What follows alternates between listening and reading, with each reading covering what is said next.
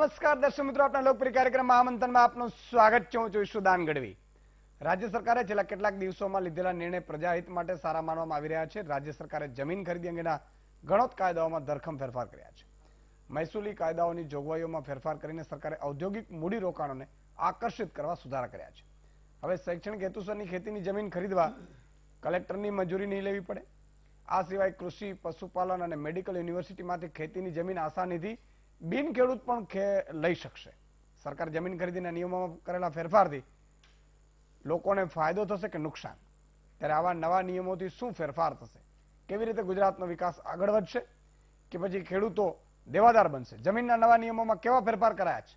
નવા નિયમોથી કોને કયો ફાયદો થશે સહિતના સવાલો પર છે આજનું મહામંથન મારી સાથે.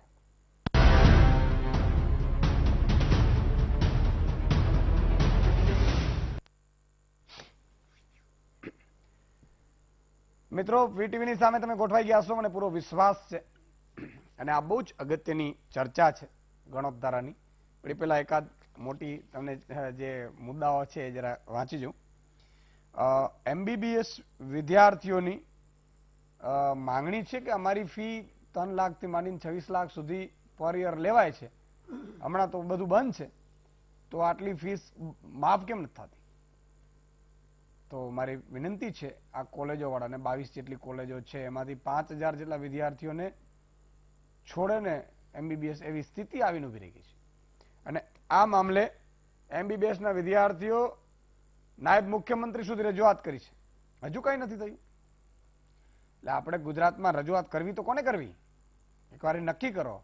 આ પ્રશ્ન તો 5 મિનિટની અંદર સોલ્વ થઈ જાય કે મેડિકલ કોલેજો છે એને 3 લાખથી લઈને 26 લાખ સુધીની ફી લે તો અત્યારે 50% માફ કરી દે, તમે વાંધો ક્યાં એને ઓમે એટલું જાય છે? એટલે આ તો બહુ ક્લિયર કટ છે. ગઈકાલે આપણે ફીની વાત કરી, એટલે આ જોઈ લેવાની વિનંતી છે. પછી ટેટ ટાટ એચટાટ પરીક્ષા ભરતી કરવા માટે હજી પણ માંગ કરી રહ્યા છે. પાકિસ્તાને પહેલીવાર કબૂલ્યું છે કે દાઉદ ઇબ્રાહિમ અમારી સાથે છે. એટલે આતંકવાદી લિસ્ટ જાહેર કર્યું, એમાં કહ્યું કે ભાઈ દાઉદ ઇબ્રાહિમ અમારે ત્યાં રહે છે, બરાબર, કરાચીમાં, વ્હાઇટ હાઉસમાં. એટલે એ ખાસ નોટ છે. હેપી ગણેશ ચતુર્થી, ગણપતિ બાપા મોરિયા. ગણપતિની સ્ટોરી પણ અદભુત છે, તમને બધાને ખબર જ હશે.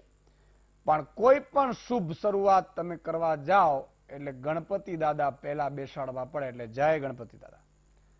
અને શરૂઆત કરવી પેલા આજે મિચ્છામી દુક્કડમ તમને બધાને, ઈસુદાનભાઈ ને વીટીવી જે પણ કરી રહ્યા છે, હું પણ સમજુ છું કે 80% લોકોને ફાયદો થતો હોય તો 20% લોકોને નુકસાન પણ જતું હોય. કારણ કે બધાને ખુશ તમે રાખી ન શકો. તો સૌ વતી હું મિચ્છામી દુક્કડમ મારા વર્ષ દરમિયાન જે પણ નિર્ણયોથી તમને કદાચ નુકસાન પણ જતું હોય, કારણ કે સામે પક્ષે નુકસાન જાય. અત્યારે ફી સંચાલકોની કરી રહ્યા છો, સંચાલકોને થોડું નુકસાન જાય તો સરકાર, વિપક્ષના નેતાઓ, અધિકારીઓ, જેને પણ લાગણી દુભાઈ હોય મારાથી, એ સૌને મિચ્છામી દુક્કડમ, હું સૌની માફી માંગુ છું. પણ મારો જે સચ્ચાઈની લડાઈ છે એ ચાલુ રહેશે. અને એ આવતા વર્ષે ફરીથી માફી માંગવાની મિચ્છામી દુક્કડમ આવશે તો માંગી લઈશ. મારા માટે નથી કરતો, આ જનતા માટે કરીએ છીએ. અને બધાને ખુશ ન રાખી શકાય, એ બહુ ક્લિયર કટ છે. એટલે છતાંય આપની ક્યાંય લાગણી દુભાતી હોય, ક્યાંય કોઈને અંદરથી મારામાં કોઈ પાપ ન હોય, આત્મા પવિત્ર જ હોવી જોઈએ, પણ મારી જે ફરજ છે એ ફરજ અદા કરવામાં તમને નુકસાન જતું હોય તો હું મિચ્છામી દુક્કડમ. અને એક છેલ્લે CR પાટીલ જે પ્રદેશ પ્રમુખ નવા ભાજપના આવ્યા, એમણે સૂચના આપી કે ભાઈ મંત્રીઓ કમલમમાં બેસશે. એટલે સોમવારથી કમલમમાં મંત્રીઓ બેસશે એવી વાત છે. મારી એક મને સવાલ થાય, મંત્રીઓ કોના હોય? ભાજપના હોય કે સરકારના હોય? મંત્રીઓ જયારે શપથ લે ત્યારે આમ જનતાના બની જાય છે, પક્ષના નથી રહેતા. ભલે પક્ષનું તમે કામગીરી કરતો વાંધો નહીં, તો કાર્યકર્તાઓને કામ નથી થતા તો ત્યાં, એટલે ભાજપે હવે ગુજરાતના નાગરિકોએ શું કમલમ પાસે આવું કામ કરાવવા માટે? અને તમે એમ કહેશો કે ના 2-3 દિવસ તો ત્યાં રહ્યો છો ને, એ ક્યાંથી? મંત્રીઓ શું કામ જાય?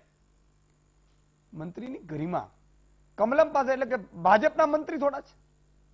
તો કાલે રાજસ્થાનમાં કોંગ્રેસમાં કાર્યાલયમાં અશોક ગેહલોત શરૂ કરાવી દેશે કે કોંગ્રેસના જેટલા પણ કાર્યકર્તા હોય એ હવે ત્યાં રાજસ્થાનનો જે હોય પીસીસી એમાં બેસે.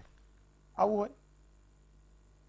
મારી અપીલ છે, ભલે તમારી લાગણી હશે કાર્યકર્તાઓના કામ નથી થતા, કામ યોગ્ય હોય તો કાર્યકર્તાના સચિવાલયમાં પછી થાય ને સાહેબ. એટલે તમે એવું ઈચ્છો છો કે બધા ભાજપમાં આવી જાય આખું ગુજરાત? એટલે 182 એટલે એ છે ટાર્ગેટ કે વિપક્ષ રહે જ નહીં, અને 182 આવે અને રોડના ખાડા પડે તો બોલશે કોણ? 182 આવે વાંધો નથી, આવે. એટલે મારી વિનંતી છે, કાર્યકર્તાઓને પણ વિનંતી છે અને મંત્રીઓને પણ વિનંતી છે અને સરકારને પણ વિનંતી છે કે આ નિર્ણય ખરેખર એક લોકશાહી માટે સારું નથી. કાલે મહારાષ્ટ્રમાં એમ પડી દેશે કે ભાઈ તમારા બધાને જે કામ હોય એ મંત્રી સંકુલમાં નહીં, કોંગ્રેસના કે એનસીપીના કે શિવસેનાના કાર્યાલયમાં થશે. બહુ વસ્તુ ખરાબ છે.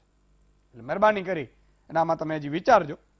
બાકી કોંગ્રેસને પણ કહું છું કે આનો તમારે વિરોધ પણ કરવો જોઈએ. એટલે મારી એક અપીલ છે. હવે જે મુદ્દો છે એ છે કે આનું ખોટો નહીં હોઈશ, મારી લાગણી છે કે મંત્રી મંત્રીની ચેમ્બરમાં હોવા જોઈએ અથવા તો જનતાની વચ્ચે હોવા જોઈએ. કોઈ પાર્ટીના કાર્યાલય ખાતે તો એ સારું નહીં. અને બીજા બધા આવું કરશે તો હાલત ક્યાં થશે?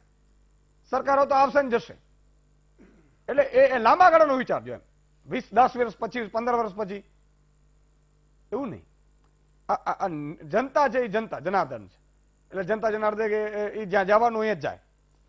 આજે જે વાત કરવી છે એ ગણોત ધારાની છે કે એવો સુધારો એવો કર્યો છે, બિન ખેડૂત છે ઈ પણ જમીન, ખેતીની જમીન ખરીદી શકશે પોતાના કૃષિ યુનિવર્સિટી માટે, મેડિકલો માટે, શિક્ષણ સંસ્થાઓ માટે. આવો એક સુધારો કર્યો છે. એમાં લૂપ હોલ્સ પણ ઘણા છે. સામાન્ય રીતે ઘણા બોગસ ખેડૂત ખાતેદારો બનતા હોય ટેક્સ બચાવવા માટે. હવે સાચા ટેક્સ ખરેખર ખેડૂતોને પૂછો તો ખબર પડે કે ધોતીઓને ચોરણી પહેરવામાં અમારે ખરીદવામાં પણ 12 મહિને એક નથી મળતી, એવી સ્થિતિ હોય છે. ત્યારે આ લોકો ટેક્સ બચાવવા માટે ખોટા ખેડૂતો બનતા હોય ઘણા ખાતેદારો. એ વીટીવીએ પણ ઘણા ખુલ્લા પાડ્યા છે. તો આમાં એ પાછું 2-4 વર્ષ પછી આ જમીનો મળી આજુબાજુ કરોડો રૂપિયાની ખરીદી લેશે. એટલે ખેડૂત તો થઈ જશે. આજે ખેડૂતને જમીન જશે એટલે ફાયદો થોડો થશે, પણ પછી શું? પછી ખેડૂત મજૂર થઈ જશે. બીજું કે એ પાછા ભાઈ એમ કે મારે કૃષિ યુનિવર્સિટી નથી બનાવી, 1000 એકર જમીન લીધી હવે નથી બનાવી, હવે વેચી મારવી, તો 20 લાખ રૂપિયા વીઘો હોય અને પછી એ બિલ્ડિંગોમાં બધું ચાલુ થાય અને 50-50 લાખ ને 1-1 કરોડ વીઘો લે તો એ માલામાલ થઈ જાય. ખેડૂત ત્યાંનો ત્યારે. એટલે એ વાત મને શંકા ઉપજાવે છે. ખેર એ આપણે એક્સપર્ટ પાસેથી જાણીશું.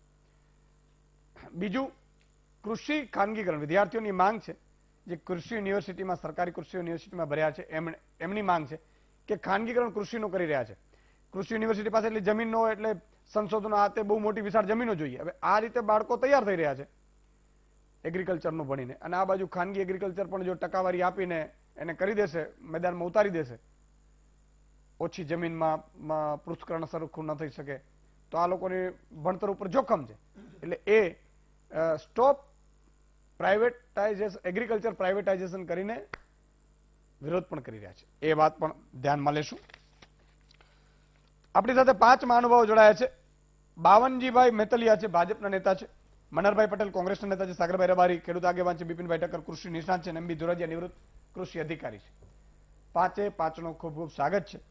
શરૂઆત સાગરભાઈ મારે કરવી છે. આ નિર્ણયથી ફાયદો છે, નુકસાન છે, કઈ રીતે છે? મિત્રો ફોન લાઈન પણ ખોલીશું. ઈસુદાનભાઈ, આ જે અત્યારે સુધારો થયો ને એ પહેલા 2015માં આનંદીબેનની સરકાર વખતે પણ ટેનન્સી અને સીલિંગ એક્ટમાં સુધારો કર્યો હતો, અને એમાં પણ જમીનોને બોનાફાઇડ ઔદ્યોગિક હેતુ માટે, એટલે અત્યારે શૈક્ષણિક સંસ્થાઓ માટે, એ વખતે બોનાફાઇડ ઔદ્યોગિક હેતુઓ માટે ખરીદી કરવાની છૂટ આપી હતી.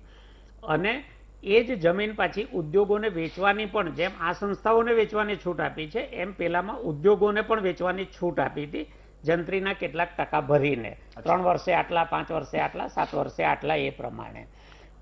એટલે આમાં મૂળ જે કાયદાઓ બનેલા ટેનન્સી અને સીલિંગ એક્ટ પ્રેસનોટમાં હું જોતો હતો કે પડતર રહેલી જમીનોનો સક્ષમ ઉપયોગ થઈ શકશે. મને પહેલો સવાલ એ થાય કે આ જમીનો પડતર કેમ રહી? તો સીલિંગ એક્ટમાં જે જમીનો ખેડૂતો પાસે વધારે હતી અને પાછી લેવાય સરકાર દ્વારા, એ જમીનો ગામના જમીન વગરના લોકોને આપવાની હતી. આવી હજારો એકર કે હેક્ટર જમીન ગામડાઓમાં ફાજલ પડી રહી, લેવામાં ઉતાવળ દાખવી, આપવામાં જરાય ઉતાવળ ન કરી, એને કારણે એ જમીનો સરકાર પાસે પડતર તરીકે પડી રહી, જમીનદારો પાસેથી લેવાઈથી જમીન વગરના લોકોને આપવા માટે. હવે સરકારની દાનત બદલાઈ ગઈ. એ વખતે હેતુ હતો કે સંપત્તિની સમાન વહેંચણી થાય અને દરેકને સમાનભેર આજીવિકા જીવવાનો અધિકાર મળે, એના માટે આ કાયદા બનેલા. થયું શું કે જમીન લઈ લીધી, પછી વેચવાની નહીં, સરકાર પાસે પડી રહી. હવે એ જમીન ઔદ્યોગિક વપરાશ માટે આપી નથી શકાતી, કારણ કે હેતુ બદલવાનો હતો. એટલે 2015માં પહેલો સુધારો કર્યો અને એ વખતે આ ઔદ્યોગિક હેતુઓ માટે લેવાની અને પછી વેચવાની એ પરવાનગીઓ મળી. આમાં બીજો જે હતો કે વાઇબ્રન્ટ ગુજરાતને કારણે જે ઔદ્યોગિક વિકાસને વેગ મળ્યો, એની સામે હું જોતો હતો આજે જ, અને આ આંકડાઓના મારા પાસે સ્ક્રીનશોટ છે, માનવામાં નહીં આવે. ગુજરાતના 13 મોટા ઉદ્યોગો પાસે કુલ ફેક્ટરીઓની 82.05% ફેક્ટરીઓની માલિકી છે. ફિક્સ મૂડી રોકાણમાં એમનો ફાળો 95.85% છે. કુલ આઉટપુટમાં આ 13 ઉદ્યોગોનો હિસ્સો 90.09% છે. અને ઔદ્યોગિક વેલ્યુ એડિશનમાં એમનો હિસ્સો આ 13 જણનો ગુજરાતમાં 93.21% છે. વાઇબ્રન્ટની સફળતા એટલે શું?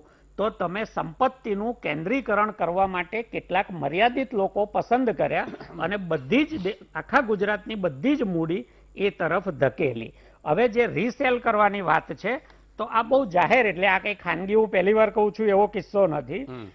કચ્છમાં એક ઉદ્યોગ ગૃહને 1 રૂપિયાથી લઈને 25 રૂપિયા સ્ક્વેર મીટરના ભાવે ગુજરાત સરકારે જમીન આપેલી.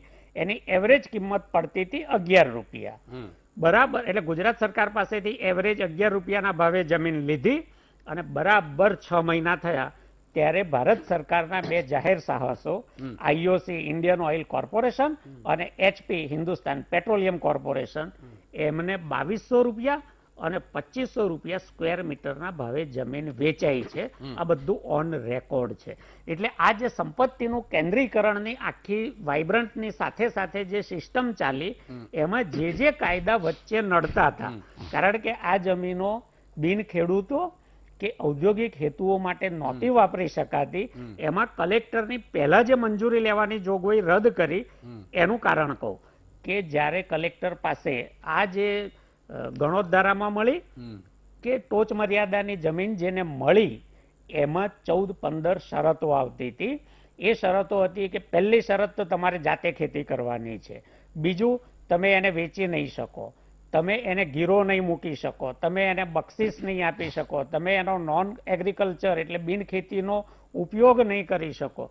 આ શરતોનો હેતુ ઈસુદાનભાઈ હતો કે જે પરિવારને જમીન મળી છે એ પરિવાર એના ઉપર પોતાની આજીવિકા સોમાનભેર કમાઈ શકે. આ બધું જ તમે એક કલેક્ટરની પૂર્વ મંજૂરી જ્યારે માગો ત્યારે કલેક્ટર ઇન્સ્પેક્શન કરાવતો તો, જોતો તો કે આજુબાજુની જમીનમાં શું છે, આ પરિવારનું શું છે, અને ખેતીની આ જમીન એ ધારો કે વેચે તો એનું ભવિષ્ય શું છે, એ બધાનો વિચાર કર્યા પછી મંજૂરી આપતો હતો, નહીતર ના પાડતો હતો. એટલે આ જે આખું રક્ષણ હતું એ રક્ષણ આમાંથી કાઢી નાખ્યું. હવે તમે જમીન લઈ લો, પછી 30 દિવસમાં કલેક્ટરને જાણ કરજો કે મેં જમીન લઈ લીધી છે, પેલાને રોડ પર લાવી દીધો છે.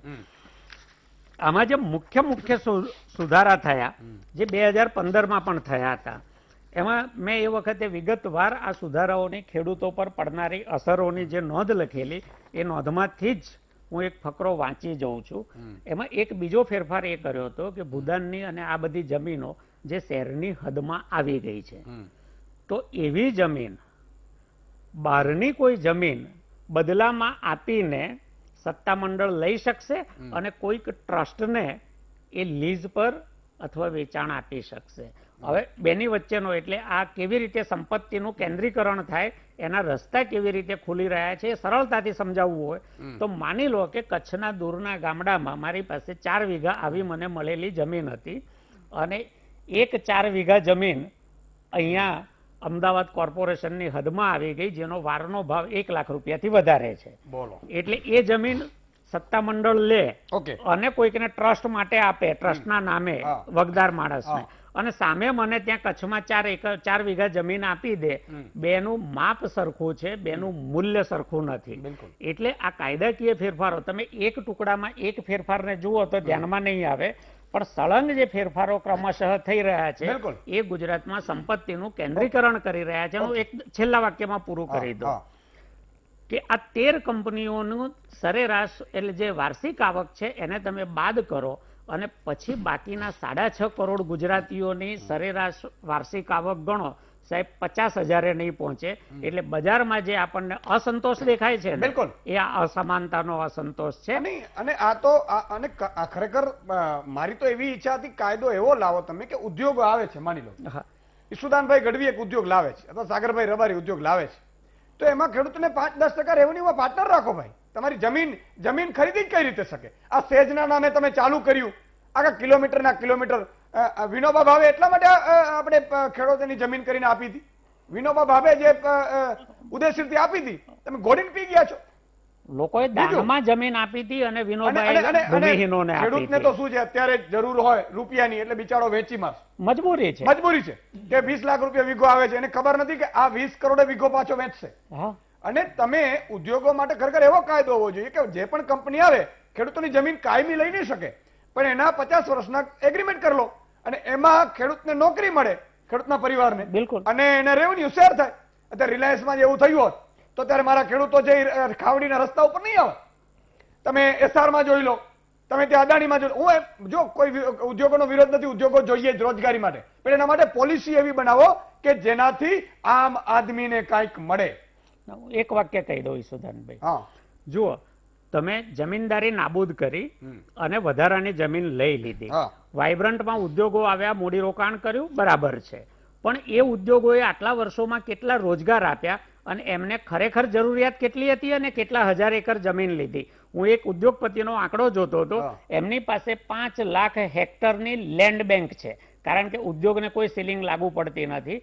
લેન્ડ બેંક 5 લાખ હેક્ટરની છે અને એ પાછા સૌથી ગરીબ કહેવાય છે લેન્ડ બેંકની બાબતમાં. તો મોટાઓ પાસે કેટલી હશે? અને બીજું કે ખેડૂત છે એ એક હદથી વધારે જમીન ના ખરીદી શકે, ઉદ્યોગો સેજના નામે બધું ખરીદી શકે, પણ આના ઉપર તમે કાબુ લાવવા બદલે તમે જે રીતે ધોરૈયા સર તમારી પાસે આવું છું, એક આમાં મુદ્દો લખેલો છે, બોનાફાઇડ ઇન્ડસ્ટ્રીઝ પર્પસ માટે જો જમીન ખરીદી કરવામાં આવી હોય પરંતુ ઔદ્યોગિક હેતુનો ઉપયોગ શક્ય ન હોય તેવા કિસ્સામાં જીડીસીઆર ની જોગવાઈ ઉદ્યોગ સિવાયના અન્ય હેતુ માટે જમીન વેચી શકાશે. બોલો, એટલે તમે લઈ લો એટલે પછી વેચીએ મારો. ધોરાજીયા સાહેબ, કઈ રીતે આ ફાયદાકારક છે કે નુકસાનકારક છે?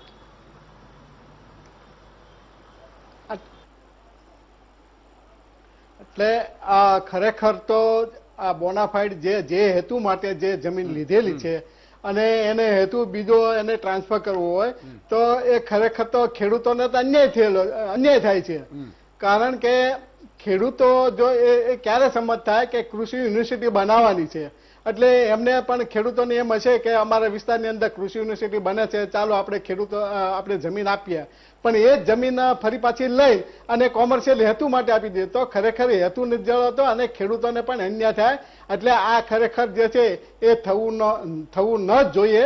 અને તમે 3-4 આપણે કૃષિ યુનિવર્સિટીના આપણે બાના કાઢીએ, આપણે કે મેડિકલ માટે બાના કાઢીએ, તો શું દરેક જિલ્લામાં તમે કૃષિ યુનિવર્સિટી બનાવવાના છો? દરેક જિલ્લામાં કૃષિ યુનિવર્સિટી જે ખરેખર એના ફાર્મ અત્યારમાં ચાલે છે એ ફાર્મ પણ અત્યારે બંધ પડ્યા છે. અત્યારે 138 ફાર્મ હતા, 138 ફાર્મમાંથી ફક્ત આમ કહીએ ને કે 2 કે 3 ફાર્મ અત્યારે ચાલુ છે, બાકી બધા ફાર્મ બંધ પડ્યા છે. અને આ ફાર્મ એન કેન રીતે એ ખરેખર વેચાઈ રહ્યા છે. એટલે ખરેખર આ ખેડૂતોની જમીન પણ જે છે આ રીતે હડપ કરીએ અને કોમર્શિયલમાં જે છે એ વેચી નાખશે ખરેખર. એટલે ખરેખર તો જે કૃષિ યુનિવર્સિટીને જો કૃષિ યુનિવર્સિટી બનાવી હોય તો ખેડૂતો સાથે પાર્ટનરશિપ કરે ને. આજે એમ કહે છે કે નાના ટુકડા છે, કોન્ટ્રાક્ટ પદ્ધતિએ ખેતી કરો, તો હું એમ કહું છું કે કૃષિ યુનિવર્સિટી શા માટે કોન્ટ્રાક્ટ નથી કરતી કે ભાઈ 10 વર્ષને અમે અમારા ખેતરમાં તમે અખતરા લ્યો અને અમને જે કઈ અમારી ફિક્સ અમે જે નક્કી કરેલી આવક છે એ આવક અમને આપી દો, તમે જે પ્રમાણે કહેશો એ પ્રમાણે અમે ખેતી કરશું. જે કઈ પ્રોફિટ છે લોસ છે એના પણ કોન્ટ્રાક્ટ એમાં થઈ શકે. એટલે ખરેખર જે ગણ્યા ગાંઠ્યા જે ઉદ્યોગપતિને બચાવવા માટે તમે કૃષિ યુનિવર્સિટી કે કોઈ પણ યુનિવર્સિટીને તમે આ રીતે તમે જમીન ખેડૂતો પાસેથી એ ખરેખર હડપ કરી લે એ ખરેખર એ ન્યાય ન કહેવાય. કારણ કે આજે કૃષિ યુનિવર્સિટીના દાખલા તરીકે 200 એકર જમીન જોતી હોય તો 200 એકર જે છે એ 5-10 ખેડૂતો કદાચ સંમત થાય અને બાકીના જે 2 કે 3 ખેડૂતો કદાચ આજુબાજુમાં સંમત ન થાય તો એને ધાક ધમકી આપી અને કોઈ પણ એન કેન પ્રકારે કરી અને આ ખેડૂતોને એની પાસે જમીન એ ખરેખર પચાવી પડશે અને ખેડૂતોને ખરેખર એ રોડ ઉપર લાવી શકે, એ આવી શકે. એટલે ખરેખર તો જો એ જમીન જે જોતી હોય તો એ ખરેખર એને ખેડૂતોને છે કે એને પાર્ટનરશિપ બનાવે. આજે કેટલા ઉદ્યોગ આજે જે છે કેટલા હમણાં કીધું કે 13 બોલી દો વાક્ય પૂરો કરી નાખો. વાક્ય પૂરું કરી નાખો. આ ખરેખર તો જેટલા ખેડૂતોને અત્યારે જે ઉદ્યોગો બંધ પડ્યા છે એ ઉદ્યોગોને અત્યારે એની જે બંધ એ જમીન ખરેખર જ્યાં છે એ જમીનનો પહેલો ઉપયોગ કરવો જોઈએ. અને સાથે સાથે કે જે ઇન્ડેક્સ આપણે જે બનાવ્યો છે કે જે અણવિકસિત જે તાલુકા છે એ અણવિકસિત તાલુકા પૂરતું મર્યાદિત કરીએ અને એને ત્યાં જમીન જે કઈ સરકારની ઉપલબ્ધ હોય એ કરી આપવી જોઈએ. અને ફક્ત ખાલી એક કોમન એક તમે ગણોદ્ધારને નામે આખા ગુજરાતમાં તમે ખેડૂતોને એ ખરેખર એ છેતરી ન શકાય. આ ખરેખર તો ખેડૂતો સાથે જય માતાજી સુદામભાઈ ગઢવી. હા, અને આપ જે આજે તમે એમ કીધું માફી માંગી છે તમે કે કોઈ પણ ને મારાથી દિલ દુભાણું હોય તો હું માફી માંગુ છું. પણ મને તો એવું માને અમે તો તમારું રોજ દિલ દુખાવી એવું લાગે છે ફોન કરી કરીને. અને તમે ઘરેણા છો અમારા. અને જે હું તમને કહેવા માંગુ છું હું મારે તમને શું કેવું પડશે, તમે કહેશ ને તો બધાય થઈ જાય. એટલે ગઢવી તારી ગાયું લાગે મને મીઠી, હું તો તને રોજ લખું છું ચીઠી. મારો વાપરેલો આંબે તો ને. અને એક વાત મારે સાગરભાઈ રબારીને કહેવી છે. સાગરભાઈ રબારી રાને એને હું વંદન કરું છું. કારણ કે જે ઈ બોલે છે એક માણસ જ એવો મને લાગે છે કે ઈ સાગરની અંદર પણ એનું ફૂલ ફોર્મ કહું છું કે સાગરની અંદર પણ એ બારી રાખે છે.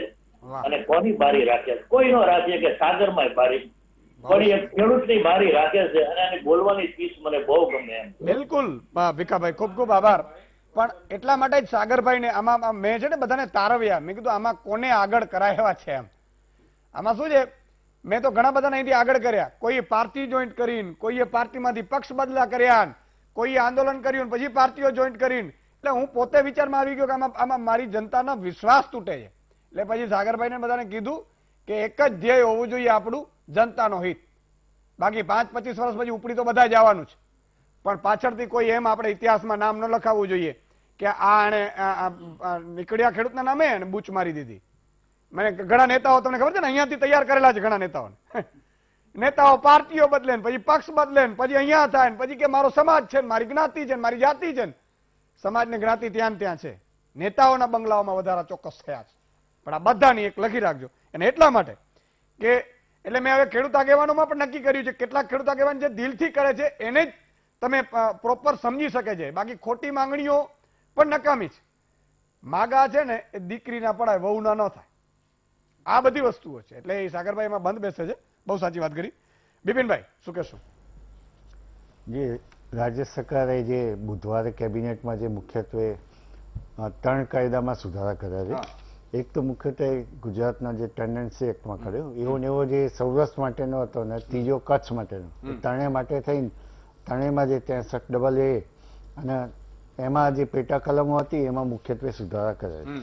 હવે એમાં આપણે એક સુધારાની વાત કરીએ કે જે પહેલો સુધારો અમને જે આપ્યો કે જે ઔદ્યોગિક જમીનો જે બોનોફાઇડ બોનોફાઇડ ઇન્ડસ્ટ્રીયલ યુઝ માટે જે એમને લીધી હતી અને એમને જો 1 થી 3 વર્ષ સુધી 3 થી 5 વર્ષ સુધી એમને જો યુઝ ના કરી હોય અને એમને વેચવી હોય જમીન તો એ વેચવી હોય તો એમને વાંધો નથી, પણ એમને 100% જંત્રીને એડિશનલ ભરી અને વેચી શકશે.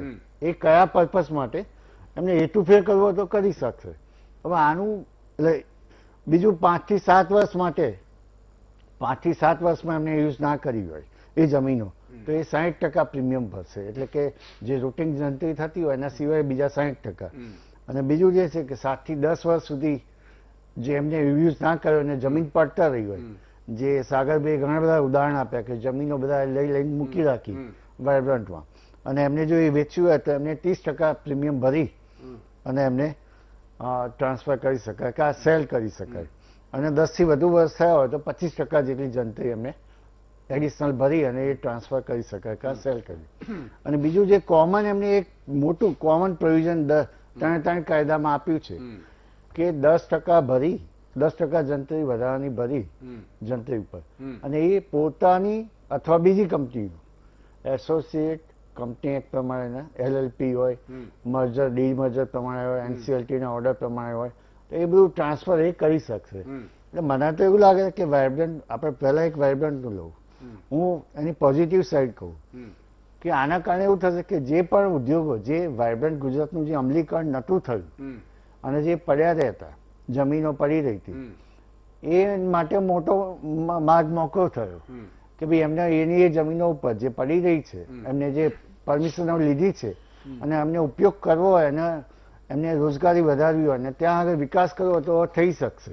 એટલે ત્રણેય ઝોનમાં સૌરાષ્ટ્ર, કચ્છ અને અન્ય ગુજરાતના વિસ્તારો એક મુખ્યત્વે એ થયું કે જે અને આપણે પણ જાણીએ છીએ કે એનું અમલીકરણ એમને બધા MOU કર્યા અને અમલીકરણ કર્યા અને જમીનો લીધી પણ એનું એમને અમલીકરણ પૂરું નહીં કર્યું. એટલે એક મુખ્યત્વે જેના કારણે રોજગારી વધી શકવાની શક્યતા હતી.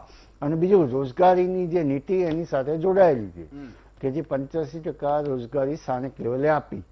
એટલે જે આપણો બીજો પ્રશ્ન હતો કે ખેડૂતો જે જમીન જાય તો એમને રોજગારી કેવી રીતે મળે ને. હવે આપણે અહીંયા એક ઉદાહરણ આપું, અમદાવાદથી બાવળાનો પટ્ટો છે ત્યાં આગળ જે પણ ડેવલપમેન્ટ થયું, જમીનો જે પણ ટ્રાન્સફર થઈ અને નવા ઉદ્યોગો આવ્યા તો એમાં મોટાભાગે જોયું તો એ બાબતે હું સહમત છું કે જે ખેડૂતો હતા એ નોકરિયાતો થયા, જમીનો ગુમાવી, પણ નોકરિયાતો એમના નોકરિયાત કરતા મજૂરો થઈ ગયા. મજૂરો થયા, અનસ્કિલ ઠાકોર ભાઈઓને અનસ્કિલ 2-4 મહિના ફેરવી લે પેલી ફોર્ચ્યુનર ને પછી પછી આવી જાય. રોડ ઉપર આવી જાય. પણ એમાં મુખ્યત્વે હું બીજી રીતે કહું કે જે જમીનોનું ઉત્પાદન એટલે કે એનું પણ એમને આમાં ફેરફાર કરવાની જરૂર જ બિપિનભાઈ શું છે? ખેડૂતના નામે હોય તો વાંધો શું છે? આમે એમ કહું છું. ના, અને કાંઈ એને પાર્ટનરમાં રાખી લો ને, પણ આ 2% રેવન્યુમાં આ જમીનો કઈ જશે? હું એ જ કહું છું, હા, કઈ આ જમીનો જેની પાસે પડી છે હા. જે બોનોફાઇડ યુઝ માટેની છે એ જ ટ્રાન્સફર થશે. એમ 2000 એકર એક સાથે થોડી મળી શકે ના ના, એ તો ઓલરેડી એમને પ્રમાણપત્રો આપેલા છે જમીનના. હા, આ જે છે કે બોનોફાઇડ યુઝ માટે જે તમે 65 એ કઈ હશે? માની લો કે અમદાવાદની આજુબાજુની વાત કરીએ તો કઈ સાઈડ હશે? આખા ગુજરાતની ગુજરાતની વાત વાત. જેમ એમને સાગરભાઈ ઉદાહરણ આપ્યું કે ઘણી બધી જમીનો મુદ્રા કે આપણે કચ્છમાં જ્યાં પડી છે, હવે એમાં 3 સરકારે મુખ્યત્વે એક્ટિવિટી ચાલુ કરવાનું પ્રાવધાન આપ્યું કે સર્વિસ સેક્ટર જે નવી કલમ ઉમેરી છે દરેકમાં, ત્રણેયમાં કે માઇનિંગ છે, લોજિસ્ટિક છે અને IT. હવે IT નો ફાયદો જે છે જે તે આપણે સેન્ટરો એટલે કે મુખ્યત્વે મેટ્રો લેવલે આવશે અને એમાં પણ મોટું એટલે આપણે હું બે રીતે વિચારું છું, એક તો ઔદ્યોગિક ઉત્પાદન અને એમ્પ્લોયમેન્ટની રીતે, અને બીજો નંબર જે કહીએ કે માઇનિંગ વાળું જે છે એ જે સાગરભાઈએ કીધું એ હું કનેક્ટિવિટી આપું છું કે આ જે સુધારો આવ્યો એના કારણે કચ્છમાં જે માઇનિંગ માટેની જમીનો હતી અને બોનોફાઇડ યુઝ માટે એમને ઇન્ડસ્ટ્રીયલ યુઝ માટે લીધી, પરંતુ એ વખતે માઇનિંગના બોનોફાઇડ હેતુ માટેનું એમાં એ એક્ટિવિટી એમાં ઇન્ક્લુડ નથી જે એમને આ વખતે કરી. એના ખનીજ ત્યાંથી કાઢી શકશે. હા, એ ત્યાં માઇનિંગ ચાલશે. માઇનિંગ સ્ટ્રોંગ ઓબ્જેક્શન છે. એક મિનિટ, આ તો એ જે સરકારે જે જાહેર કર્યું. બીજો નંબર તો જલ્દી બોલી દો મારે હજી કે જે આપણે કૃષિ યુનિવર્સિટી ને જે પશુપાલન યુનિવર્સિટી ને એ બધા માટે જે જમીનોનું પ્રાવધાન કર્યું છે, જે આપણે ધોરાજી સાહેબે કીધું, તો એના સાથે હું ઘણી બધી બાબતે સહમત છું, પણ આનાથી એક પોલિટિકલ એજન્ડા એ મળશે અને વિકાસ પણ થશે કે જે પ્રાઇવેટાઇઝેશન જે છે એ બધામાં, એટલે કે કૃષિ યુનિવર્સિટીમાં આવશે, પશુપાલન યુનિવર્સિટીમાં આવશે, શિક્ષણની યુનિવર્સિટીઓમાં આવશે અને આરોગ્ય શિક્ષણની યુનિવર્સિટીઓમાં આવશે. પરંતુ જો આ જે છે રિસર્ચ બેઝ આવે તો ગુજરાત માટે વધુ ફાયદા રહે. અને બીજું આ કોણ કરશે, ક્યારે કરશે અને આ વાઇબ્રન્ટ 2021માં થશે કે કેમ એ મોટો પ્રશ્ન. એટલે જે જૂની જે આત્મનિર્ભર પોલિસી ને ઇન્ડસ્ટ્રીયલ પોલિસી જાહેર કરી એની કનેક્ટિવિટીમાં ઓકે, એના ઠીક છે, ઠીક છે, ઠીક છે. મનહરભાઈ કઈ રીતે જુઓ છો તમે? સુભાઈ, આપણે આજે બહુ ગંભીર ચર્ચાનો વિષય આપણે લીધો છે. વીટીવીને હું અભિનંદન આપું છું. અમે કૃષિના વિદ્યાર્થી તરીકે અમારે ગુજરાત એગ્રીકલ્ચર યુનિવર્સિટીમાં એક લોગો હતો, મોનોગ્રામ હતો, એની નીચે એક સૂત્ર લખ્યું હતું, કૃષિ મિત કૃષસ્વ. એનો સીધો અર્થ એ થાય, એ ઋગ્વેદ વેદમાંથી લીધું હતું અંદરથી, કે હે કૃષિકારો, કૃષિ માટે કાર્ય કરતા રહો. આ એક એવું સ્લોગન હતું. 4 યુનિવર્સિટી બની અને આપણા સરદાર વલ્લભભાઈ પટેલ અને કમા મુનશીએ ગુજરાતમાં પહેલી વખત કૃષિ ઉપર વિચાર કર્યો આઝાદી પછી, અને એમને ખેડૂતના દીકરાઓ માટે સુલભ, સુગમ અને શ્રેષ્ઠ ભણતર ખેતીનું કેમ મળે એના માટે વિચાર કર્યો. આ બંનેને આપણે યાદ કરવા જોઈએ. આ ગુજરાતની અંદર કૃષિ, આ શબ્દો ઉપર, આ વિચાર ઉપર, એના પાયા ઉપર અત્યારે આપણે બેઠા છીએ. 2004 સુધી ગુજરાત એગ્રીકલ્ચર યુનિવર્સિટી તરીકે ઓળખાતી આ યુનિવર્સિટી 4 ભાગમાં વહેંચાણી, 4 યુનિવર્સિટીઓ બની ગઈ. 4 યુનિવર્સિટી બનાવવાનું લોજિકને કારણ આજની તારીખ સુધી આ ભારતની સરકારે, ભાજપની સરકારે આપી શકી નથી. પ્રશ્ન આપણે અહીંયા બે વસ્તુ છે કે ભાઈ ઠક્કરભાઈની વાત સાથે હું અમુક અંશે સંમત નથી થતો કે ગુજરાત એગ્રીકલ્ચર યુનિવર્સિટીના આજના સાયન્ટિસ્ટ, રિસર્ચ સાયન્ટિસ્ટ, એને એની પાસે રહેલો સ્ટાફ અત્યારે ગુજરાત સરકાર પાસે એગ્રીકલ્ચર યુનિવર્સિટી રહેલું ત્યાંનું ઇન્ફ્રાસ્ટ્રક્ચર ક્યાં કઈ જગ્યાએ તસુભાર ઘટ છે, તસુભાર ઘટ છે. જો ઘટ હોય તો તમે બધા વિકલ્પો કરો.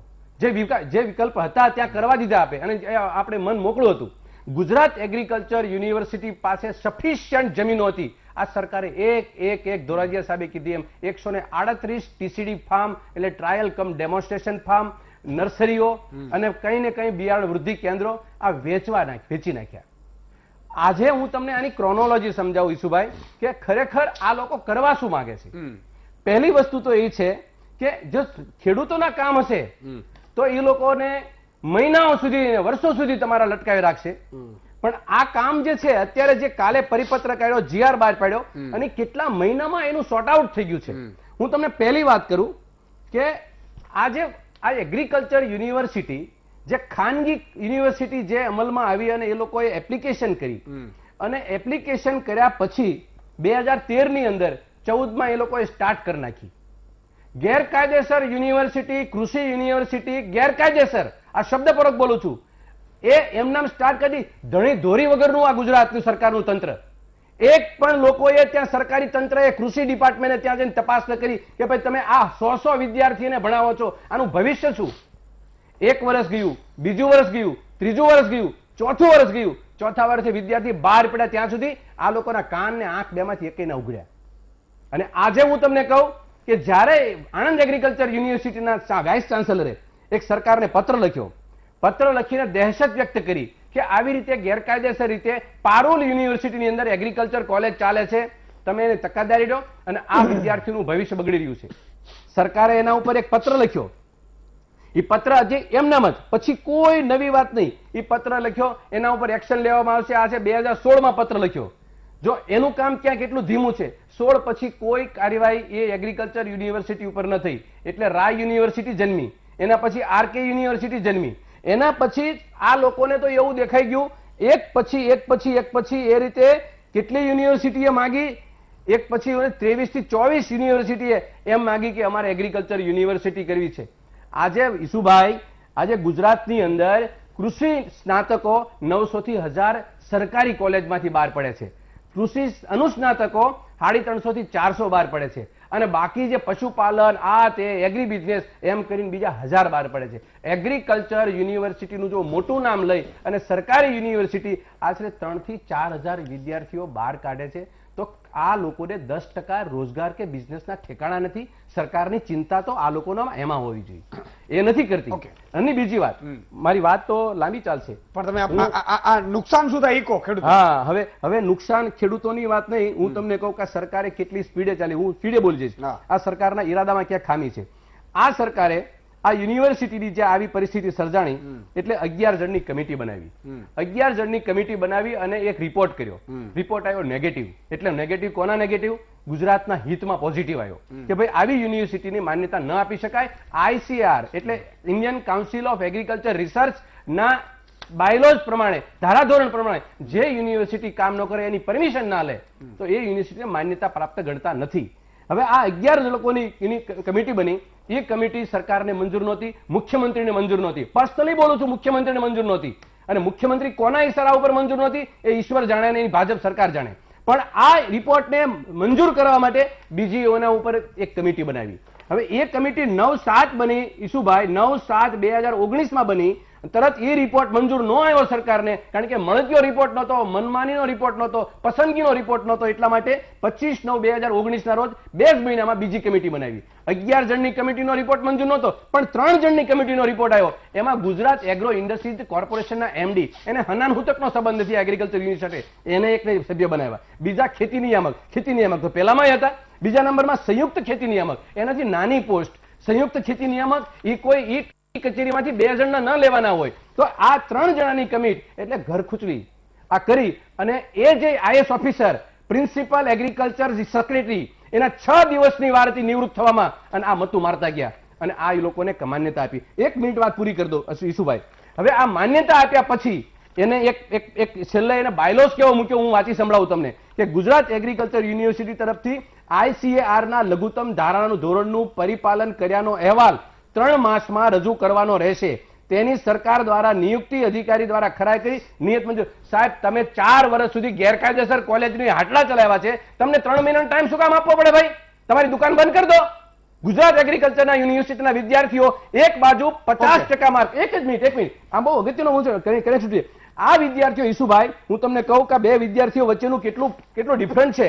આ વિદ્યાર્થીઓ જે ભણે એ વિદ્યાર્થીનો માર્કિંગ પાસ એને 35% પાસ થાય. અમારી સરકારી કોલેજનો વિદ્યાર્થી 50% માર્ક પાસ થાય.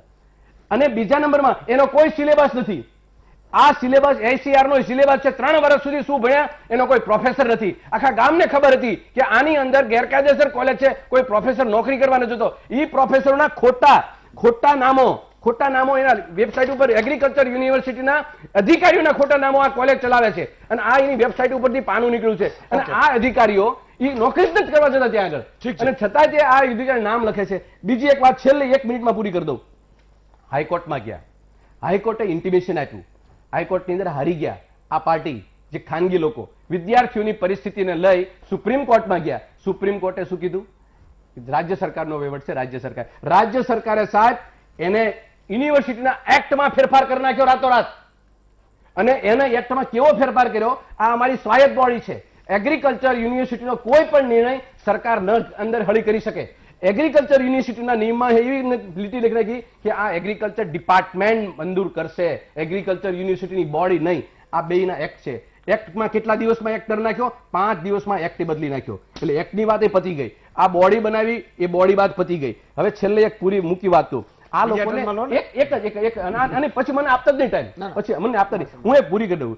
સાહેબ, ગુજરાત એગ્રીકલ્ચર યુનિવર્સિટીને આ વાઇસ ચાન્સલરે શું લખે છે? આ લોકો સરકાર શું લખે છે? ગેરકાયદેસર એક તો તમે દુકાન ચલાવવા દીધી, અને શું લખે છે સાહેબ? શબ્દો સાંભળવા જેવા છે કે RK યુનિવર્સિટી, રાય યુનિવર્સિટી અને પારુલ યુનિવર્સિટીના કૃષિ સંલગ્ન અભ્યાસ કરી ચૂકેલા વિદ્યાર્થીઓના સંદર્ભે સુપ્રીમ કોર્ટના 11/1/2019 ના રોજ ચુકાદા મુજબ 3 યુનિવર્સિટીમાં અભ્યાસ કરી ચૂકેલા વિદ્યાર્થીઓની કારકિર્દીને નુકસાન ન જાય એટલા માટે એની સાથે સહાનુભૂતિપૂર્વકનો વર્તાવ કરવો. અને ઉપર બાબતે 3 યુનિવર્સિટી દ્વારા ચલાવવાતા કૃષિ સંલગ્ન અભ્યાસક્રમની સરખામણી ICAR ગાઈડલાઈન મુજબ કરી જે અભ્યાસક્રમ સમયની ઘટ પડે તે અભ્યાસક્રમની ઉણપ આવે એના માટે તમારે આપતકાલીન પરિસ્થિતિ કોને સર્જી ભાઈ?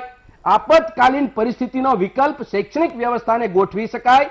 કેમ કે આ અંગેના પાના સૂચનો દિવસ 3 ની રજૂ કરજો. આ સરકાર શું કામ બાડી કદમબોચી કરે છે એ લોકોની? ઓકે. આ શેની કદમબોચી કરે છે એ લોકોની? એક દર્શક મિત્ર લઈ લઉં, પછી હું મારે બાવનજીભાઈ પાસે પણ જવું છે, કારણ કે છેલ્લે ભાજપના નેતાનો જવાબ લેવાનો હોય છે આપણે. ભરતભાઈ બનાસકાંઠાથી જોડાયા છે. જી ભરતભાઈ. જી ઈશ્વરદાનભાઈ, જય માતાજી. જય માતાજી. સાગરભાઈ ને મારા રામ રામ. જી રામ રામ. હું બનાસકાંઠાથી ભરત રબારી બોલું છું. સાહેબ, અમને જે મુદ્દો આજે તમે લીધો છે, બહુ સરસ મુદ્દો લીધો છે હા, કે આ જમીનને કૃષિ યુનિવર્સિટી માટે, શૈક્ષણિક સંસ્થાઓ માટે આ જમીન લે છે, પણ આમની નીતિ રીતિ ભાજપની એકદમ સાહેબ ખોટી છે. અમારા બનાસકાંઠાના ખેડૂતોએ અમે અરજીઓ કરી, બનાસનો કાપ આવ્યો છે, ખેતરો ધોવાઈ ગયા છે, એનું તો સાહેબ અમને કઈ કર્યું નથી. અમે માલઢોર રાખવા વાળા વ્યક્તિઓ છીએ, પશુપાલનનો વ્યવસાય કરીએ છીએ. આ ભાજપ સરકાર નીતિ રીતિ આમની બધી સાહેબ ખોટી છે. ઓકે. કાલે તમારો મેં પ્રોગ્રામ જોયો, શૈક્ષણિક સંસ્થાના બધા લોકોએ એમ કીધું કે અમે 1 રૂપિયો પણ ફી માફ નહીં કરીએ. ને આજે તમે મુદ્દો ટીવી ઉપર આપ્યો છે કે આ લોકો શૈક્ષણિક સંસ્થા માટે ખેતીની જમીન લે છે. તો સાહેબ અમને એક જોતે કમાવાના ધંધા કરે છે, ખેડૂતોને મારવા છે. જમીન માપણીનો મુદ્દો સાગરભાઈ રબારીનો હું છેલ્લા 6 મહિનાથી જોઉં છું. અલગ અલગ ટીવી ના સાંભળો, મારી વ્યથા, અમારી વ્યથા સાંભળો સાહેબ. અમે છેવાડાના માનવી, અમારી વ્યથા સાંભળો. આ જમીન માપણીનો મુદ્દો સાગરભાઈ રબારી છેલ્લા 6 મહિના અલગ અલગ ટીવી ના માધ્યમથી ઉઠાવી રહ્યા છે. એ જમીન માપણીના મહેસૂલ મંત્રી સાહેબને ખબર નથી કે આમાં શું થયું છે અને શું નથી થયું. તો સાહેબ તમે વિચાર કરો, ખેડૂતોના ગાંધીનગર સુધીના ધક્કા, મામલતદાર કચેરીઓના ધક્કા, કલેક્ટર કચેરી તો દૂરની વાત છે સાહેબ. કલેક્ટર તો અમને નાના માણસોને મળે નહીં. પણ સાહેબ આ ભાજપના અધિકારીઓ તમે જો લાઈન બેસાડો, સારી મીઠી મીઠી વાતો કરીને અડધો કલાકમાં જતા રહે, એમને થોડી કાનમાં ફૂંક મારો. બિલકુલ બિલકુલ કરીએ ભરતભાઈ, બિલકુલ. ખૂબ ખૂબ આભાર. એક નાનકડા વિરામનો સમય થયો. વિરામ બાદ બાવનજીભાઈ પાસે, મેતલિયા પણ ભાજપના નેતા આપણી પાસે છે, એની પાસેથી પણ જશું, સમજશું કે આ ગણોત્તરામાં આપણે એવું શું જોયું કે એનો વિકાસમાં ફાળો રહેશે, ખેડૂતોના ફાળો રહેશે, શું રહેશે. વિરામ બાદ દર્શક મિત્રો ફરીથી આપનું સ્વાગત છે. બાવનજીભાઈ, સમજવાની થોડી કોશિશ કરવી છે કે ખેડૂત આગેવાનનો પણ એવો મત છે કે ભાઈ આ ખરેખર કોકને ફાયદો કરાવવા માટે આપણે પછી ક્યાંક ખેડૂતોને દુઃખી ન કરી નાખીએ. અને બીજી વાત કે આપણે ખરેખર તો કાયદો એવો રાખવો જોઈએ, કોઈ પણ ઉદ્યોગો આવે વેલકમ, ખેડૂતોની જમીન લે અને ખેડૂતોને ટૂંકમાં ભાગ આપે પ્રોફિટમાં, તો ખેડૂત પણ બિચારો આખી જિંદગી એનો સંતાનને નોકરી મળે અને રેવન્યુમાં આપણે ફાયદો થાય. એ જમીનમાંથી જે ખરીદી થાય પ્રોફિટ, તેમાં એને પણ 2 પૈસા મળે. આવી નીતિ હોવી જોઈએ. એના કરતા તો ખેડૂતોને બિન ખેડૂત જમીન ખરીદી શકશે ખેતીની. આ શું?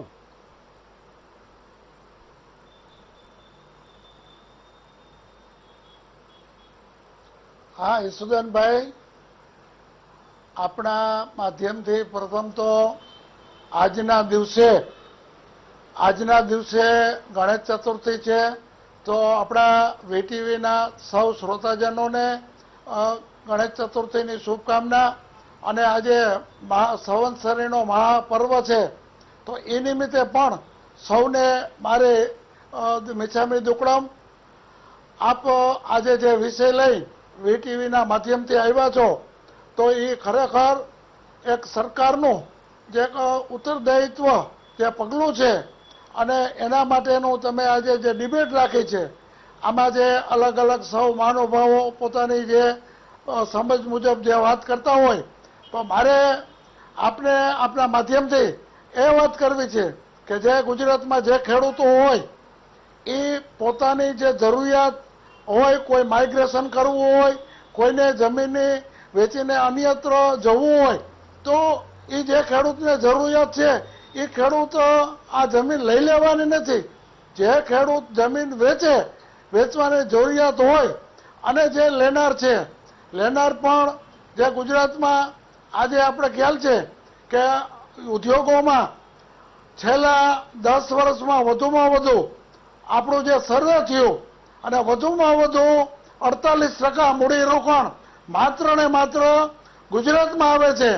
ગુજરાતમાં હંધી બાબતમાં જે શાંતિ ને સલામતી છે, ઔદ્યોગિક જે લોકો અહીંયા આવશે ઉદ્યોગો, તો અહીંના લોકોને જે રોજગારી મળવાની છે એના માટેનું જે સક્ષમ જે અહીંયા સ્કિલ જે આપણે ઉદ્યોગો માટેનું જે મળવાનું છે, તો સરકારે જે આ જમીન જે ખરીદે એ જમીનમાં અગાઉ પણ કલેક્ટરની મંજૂરી લઈ અને અલગ અલગ વિભાગોમાંથી જે સમય જતો હતો એને બદલે કૃષિ, પશુપાલન, આરોગ્ય, એન્જિનિયરિંગ એના માટેની જે જરૂરિયાત જે લોકો આગળ આવતા હોય તો એના માટેની એક સહેલી ને સરળ જે ખેડૂતોને પોતાની જમીન વેચવી હોય પરાયણે નહીં એની જમીન લેવા માટે જે કાંઈ વચ્ચેની જે સમય અવધિ જતી હતી એમાંથી એક રસ્તો કાઢવા માટેનો એક સરકારે સરસ મજાનો જે એક રસ્તો કરી દીધો છે એને હું આ ગુજરાતના ખેડૂતો વતી આવકારું છું. આ ગુજરાતના ખેડૂતો માટે હમણાં જ સરકારે નિર્ણય જે લીધા આપ જોવો છો કે વગર વીમાએ ખેડૂતોને જે કોઈ કંઈક પાકમાં નુકસાન થાય તો આ સરકારે પ્રથમ પગલું ભરી અને એની સઘળી જવાબદારી આ રાજ્ય સરકારે લીધી છે. એવું જ આપણે જે ગઈ સાલ એવો સારો પાક આવ્યો, સતત 4 વર્ષથી આ મગફળીની ખરીદી હોય, ચણાની ખરીદી હોય, ઘઉંની ખરીદી હોય અને દેશભરમાં નરેન્દ્રભાઈએ જે કાંઈ ટેકાના ભાવે જે કાંઈ ખરીદીના જે માધ્યમ બજારના મૂલ્ય મુજબ આ સરકારને હું અભિનંદન આપીશ કે દિવસે દિવસે આજે ગયા વર્ષે કુલ આ રાજ્યના ખેડૂતોને જ વાત કરું તો 30,000 કરોડ જેવું અલગ અલગ માધ્યમોથી રાજ્ય અને કેન્દ્ર સરકાર દ્વારા પછી એને મગફળીની ખરીદીમાં આપ્યું હોય, એને SDR મુજબ આપ્યું હોય કે જે કાંઈ વીમાના વળતર દ્વારા આપ્યું હોય, અલગ અલગ ખેત સામગ્રીઓ હોય, તો એ ગુજરાતમાં જ ગયા વર્ષે 19-20માં 30,000 કરોડ જેવી માતબર રકમ ખેડૂતોને સીધા એના ખાતામાં જે મળી ગઈ છે. આજે આયા જે અમુક વાત કરતા હોય તો અમુક લોકોને માત્ર વિરોધ જ કરવો હોય તો વિરોધ માટે તો અમે કહીએ કે દિવસ છે તો કે ના રાત્રિ છે, અમે કંઈક રાત્રિ છે તો ના દિવસ છે.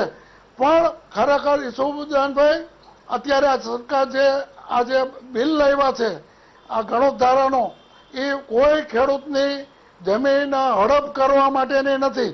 જેને વેચવાની જરૂરિયાત છે તો એ લેનાર વ્યક્તિ છે. હવે લે છે ઉદ્યોગ માટે સારા આશયથી લેતા હોય તો એ ધંધો છે, ઉદ્યોગ છે. સુદાનભાઈ હા હા હા આપણે આવી રીતે તો ખેડૂતને જમીન વગરના કરી ના ના ના ના ઈસુદાનભાઈ એવું નથી. હું પણ છે ને હું પણ ખેડૂત ખાતેદાર છું.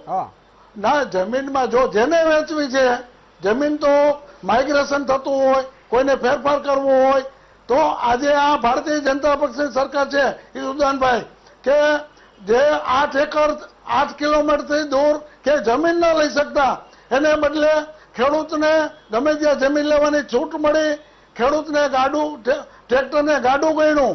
પેલા મારે મનોહરભાઈને કહેવું છે કે આપણે ખેડૂત લક્ષી આજે ખેડૂતમાં ગમે તે ખેડૂતો એના જતા હોય તો આજે અનેકવિધ એવા હજારો જે નિર્ણયોમાં ફેરફાર કરી અને હજી એક મનોહરભાઈને મારે કહેવું છે કે અત્યાર સુધી આ જે જમીનની લેન્ડ ગેમિંગ ને થતું હતું આજ આવતા વિધાનસભા સત્રમાં સરકાર છે ને એના માટેનો કોઈ પણ ખેડૂતની જમીન નાના હોય દીકરા તો નાના હોય કાયદો માતા પિતાને તો ખબર હોય ને કે આ ભિખારી થઈ જશે બિચારા.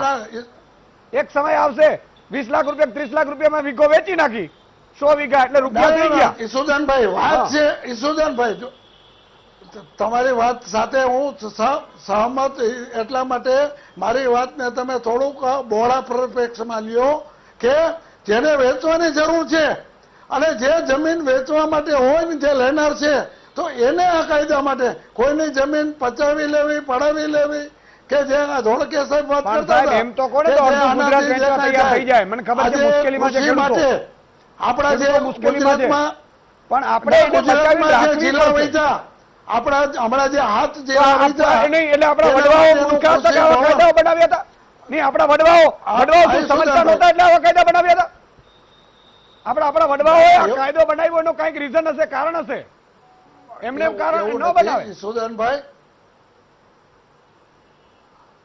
ના ઈસુદાનભાઈ ખેતી છે આ સતત ચરેવેતી આપણે ઇઝરાયેલી પદ્ધતિ અપનાવીને એને ખેતીનો ઉદ્યોગ કેમ નથી બનાવી શકતા? આપણો દેશ ખેતી પ્રધાન છે, જાપાનની જેમ નથી.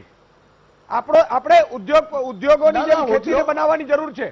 ખેડૂતને તમે ભાવ આપીએ નહીં, આપણે દવા ખાતર પ્રોપર મળે નહીં, દવાઓ જંતુનાશક દવાઓ બેફામ રૂપિયા પડાવે, કોઈ પૂછે નહીં. ઈસુદાનભાઈ તમે એવું નથી. ઈસુદાનભાઈ તમે જે કહો છો, તમે હમણાં રિલાયન્સ ની વાત કરી. ખાવડીમાં કોઈ 500 રૂપિયામાં જમીન લેવા માટે ઉદ્યોગો આવે તો જમીનનો કિંમત વધે, ખેડૂતોને દીકરાને કઈક દીકરા માટે ભાવિ પેઢી માટે રહેશે. અહીંયા આજુબાજુમાં મેં અમદાવાદની આજુબાજુ જોજો કેટલા નેતાઓએ ખરીદી લીધી જમીનો. બિચારા ભૂખે મરે છે, કારણ કે દીકરાઓ હોય પપ્પા વેચી નાખવી છે એમ કરીને વેચીને 15 દિવસ ફોર્ચ્યુનર ફરે 6 મહિના. પણ એ આપણે જોવું પડે કે એ બિચારો તો મજબૂરીમાં વેચશે, પણ આપણે એવા કાયદા ન બનાવીએ કે એનાથી વેચવી પડે. એ વાંધો નહીં, હું બીજા ટર્નમાં લઈ શકા. દર્શક મિત્ર લઈ લઉં. મનસુખભાઈ રાજકોટ થી જોડાયા છે. જી મનસુખભાઈ. હેલો. હાજી. ઈસુદાનભાઈ જય માતાજી. જય માતાજી. રાજકોટ જિલ્લાના કોટલા સાંગણી ગામથી બોલું છું. બોલો. હવે સાહેબ મનોહરભાઈએ જે વાત કરી ને એ 100% સાચી છે. અમારો જ એક છોકરો આરકે યુનિવર્સિટી રાજકોટમાં એગ્રીકલ્ચરનો લાખો રૂપિયા ફી ભરી અને 3 વર્ષ સુધી એને કોર્સ કર્યો. આજે આરકે યુનિવર્સિટીએ ઊંચા હાથ કરી દીધા હે. અમારો છોકરો ન ઘરનો ન ઘાટનો આપઘાત કરે એવી પોઝિશન ઉપર જ્યાં ત્યાં ભટકે છે. કોઈ યુનિવર્સિટી એનું બાવડું ચાલવા તૈયાર નથી. અમારે શું કરવું? અમારો પ્રશ્નને ન્યાય અપાવજો અમે વિનંતી કરી છે અને આપનો ખૂબ ખૂબ આભાર. નહીં, બિલકુલ હું અપીલ કરીશ સરકારને કે આ જુએ અને કોઈ નબળો તો વિચાર કરવાનો નહીં, પણ આ જુએ એમ. એટલા માટે હરીશો મહામંથન છે ને, વીટીવી નો હરીશો છે બધા માટે. આમાં કામ આવશે તમને, તમારા મત વધશે સારું કરશો તો. ભાજપ કોંગ્રેસ બંનેના નેતાઓના કામ સારું કરશો તો પ્રજા તમને મત આપશે. આમાં હરીશો છે. હર્ષદભાઈ ભાવનગર થી જોડાયા છે. જી હર્ષદભાઈ. હલો. મને લાગે છે હર્ષદભાઈ કપાઈ ગયા છે. એક નાનકડો વિરામ લઈ લઉં. વિરામ બાદ બીજો સંક્ષિપ્તમાં ટર્ન આવશે બધાનો, એ પણ લઈ લેશું. ફોનલાઈન પણ ખુલી છે, તમે ક્યાં જતા નહીં. આ બહુ જ અગત્યનો મુદ્દો છે. વિરામ બાદ દર્શક મિત્રો ફરીથી આપનું સ્વાગત છે. મહાનુભાવોને કહેશું કે બહુ સંક્ષિપ્તનો ટર્ન છે, 1.25 મિનિટનો, એટલે એ રીતે કરજો ને. એક દર્શક મિત્રને પણ જોડીએ. રાજકોટથી એક ખેડૂત મિત્ર છે, એમનું નામ એ બિચારા જાહેર નથી કરવા માંગતા, એટલે ઈશુદાન ગઢવી રાખી લઈએ. જી. હા નમસ્કાર સાહેબજી. રાજકોટથી ખેડૂત મિત્રો બોલું છું સાહેબજી. બોલો સાહેબજી. આપણે સાગરભાઈ રબારીને કોટી વંદન કરવા પડે. અમારા ખેડૂતના માણસોને તમે સાહેબ રાખો ને તો અમારું કઈક ધ્યાન આપે સરકાર. કેમ કે અમારું ધ્યાન તો સરકાર ખેડૂતનું સાંભળતી જ નથી. અમારા ભરતસિંહ ઝાલા છે, કિશનસિંહ દોડિયા છે અને નિવૃત્ત અધિકારી છે, એમનું કામ બહુ સારું છે.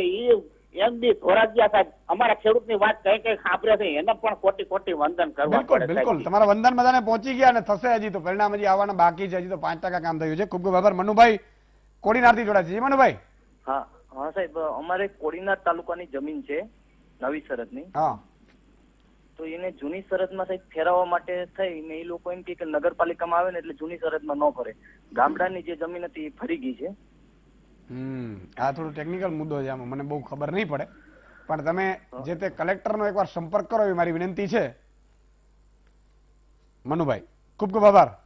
આવા પ્રશ્નો ઘણા છે. મારી અપીલ છે કે મંત્રીશ્રીઓને તમે કમલમમાં ના બેસાડો, મંત્રીશ્રીઓને તમે જિલ્લામાં મોકલો, જનતાની વચ્ચે મોકલો.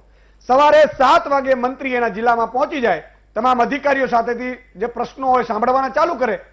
15 દિવસે એક જિલ્લો લો તમે, એ મંત્રી હોય અને એ મંત્રી સાંજે 7 વાગ્યા સુધી તમામના પ્રશ્નો સોલ્વ કરી દે.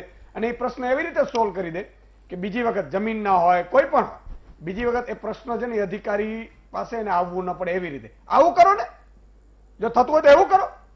ભાજપના કાર્યાલય ઉપર આવી અને કોંગ્રેસને એવું બધું ના હોય સાહેબ. આ તો હું એમ કહું છું, આ બહુ આપણે રાજનીતિની પણ છીછરાપણો આપણે જઈ રહ્યા છીએ. અને હું કહીશ તો તમને ખોટું લાગશે, ચા પી લેજો, વાંધો નહીં, પણ આ નીતિ કરો કે મંત્રી 15 દિવસે જાય.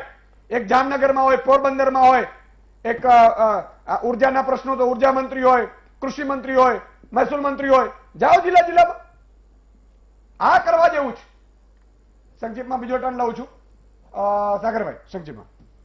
બાવનજીભાઈને અને ભાજપના બધા પ્રવક્તા મિત્રોને મિચ્છામી દુક્કડમ સાથે હું કહું કે સરકારમાં જ્યારે સરકાર શપથ લે છે ને ત્યારે બંધારણના શપથ લે છે, કોઈ પાર્ટીના બંધારણના શપથ નથી લેતી. એટલે તમારી કમલમ વાળી જે વાત છે ઈસુદાનભાઈ, એની સાથે હું 100% સહમત છું. કોઈ પણ પાર્ટીના મંત્રીઓ હોય ત્યારે ગુજરાતની જનતાના મંત્રીઓ હોય છે, કોઈ પાર્ટીના નથી હોતા. બિલકુલ. એટલે એમણે એમની જગ્યાએ રહેવું જોઈએ ને જિલ્લા તાલુકાઓમાં જવું જોઈએ. હું બાવનજીભાઈને એક વાત પૂછવા માંગુ છું કે એમણે જમીનની કિંમત વધી જાય એ વાત કહી. બાવનજીભાઈ, જમીનની કિંમત વધવાથી ઉત્પાદન વધી જાય, ઉત્પાદનના ભાવ વધી જાય, ખેડૂતની આવક વધી જાય, શું વધી જાય? જમીનની ભાવ એ એનું બજાર મૂલ્ય છે, એનું આજીવન ચાલવા વાળી વસ્તુ નથી. એટલે જમીનની ભાવવાળી વાહિયાત દલીલમાં આપણે નહીં પડવું જોઈએ. તમે ખેડૂત આગેવાન છો. બીજું કે ઇઝ ઓફ ડુઈંગ બિઝનેસની વાતો કરીએ છીએ, ઇઝ ઓફ ડુઈંગ એગ્રીકલ્ચરની વાત કેમ નથી કરતા? આ જમીન આટલા વર્ષો સુધી શા માટે પડતર પડી રહી? તમે સાંથણીની પ્રક્રિયાનો અમલ કેમ ના કર્યો? તમે એટલે સરકારે શા માટે સાંથણીની પ્રક્રિયાનો અમલ ના કર્યો અને જે લોકો જમીન વિહોણા હતા એમને જમીનો ના આપી? બીજું. ત્રીજું, ખેડૂતોને સીલિંગ એક્ટ લાગુ પડે છે.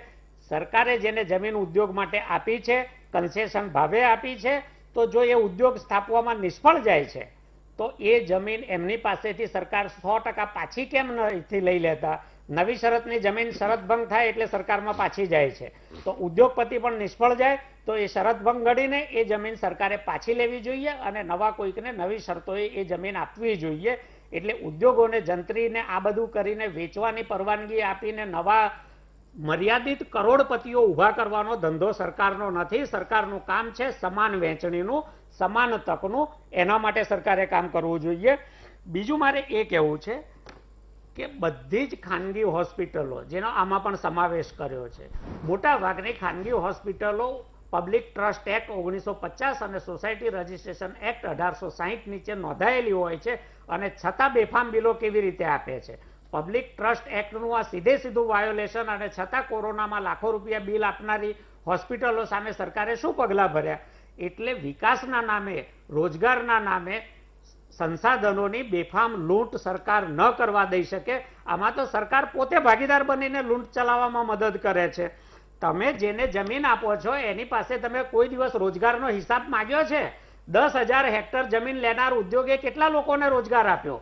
અને જ્યાં જ્યાં ઉદ્યોગીકરણ થયું ત્યાં તમે ક્યારેય હિસાબ કર્યો છે કે એક ઉદ્યોગને સ્થાપવા માટે કેટલા લોકો, ખેડૂતોને બેરોજગાર કર્યા, કેટલા ખેત મજૂરોને બેરોજગાર કર્યા, કેટલું કૃષિ ઉત્પાદનનો નાશ કર્યો અને એની સામે તમે કેટલા રોજગાર આપ્યા? સાહેબ, રોજગારની વાત બંધ કરી દો. આજે ઓટોમેશન અને આર્ટિફિશિયલ ઇન્ટેલિજન્સના જમાનામાં રોજગાર નથી. જે લોકોએ જમીન વેચી છે એ લોકોને આજે માગીને બીડી પીતા હું જોઉં છું, અથવા તો ટિફિન લઈને દાડિયા મજૂરી કરતા જોઉં છું. એટલે જમીનની કિંમત અને પૈસાદાર થવાનું ને 4 બંગડી વાળી ગાડી મારા ખેડૂતો ફેરવશે, આ બધી વાર્તાઓ બંધ કરો. જેની પાસે જમીનનો ટુકડો છે, હું ખેડૂતોને વીટીવીના માધ્યમથી કહું છું, 2 ગુંઠા જમીન હોય તો પણ વેચતા નહીં. આવનારા દિવસો તમારા છે. બિલકુલ. અને ઉદ્યોગ બનાવીને રહેશું. આ લોકો ગમે એટલા ઊંચા નીચા પછડાવી દે, ખેતીને ઉદ્યોગ બનાવીને જપીશું, પણ તમે વેચતા નહીં મહેરબાની કરીને. નહીં તો આવા ઘણા તો જે ઉદ્યોગપતિઓને નેતાઓ મળી જશે ને, તમને મને હેરાન કરી દેશે. એટલે મહેરબાની કરીને આ વાત બહુ સાચી છે અને આ દર્દ સાથે હું કહી રહ્યો છું. રૂપિયા નથી જોતા. 1 કરોડનો વીઘો હોય તો નથી જોતો અને 5 કરોડનો નથી આપવો. આપણે આ વીઘામાંથી તમારી ને મારી ભાવિ પેઢી નભશે. અને આવી રીતે કાયદાઓ બનાવી અને જે છટકબારીઓ આપે છે ને એ બિલકુલ ચલાવી ન લેવાય એવી સ્થિતિ છે. ધોરાજીયા સાહેબ, શું કહેશો તમે? આ બરોબર છે કે નથી બરોબર? કદાચ મને બહુ અભ્યાસ ન હોય, કદાચ ખોટું પણ બોલતો હોય, એવું પણ બની શકે.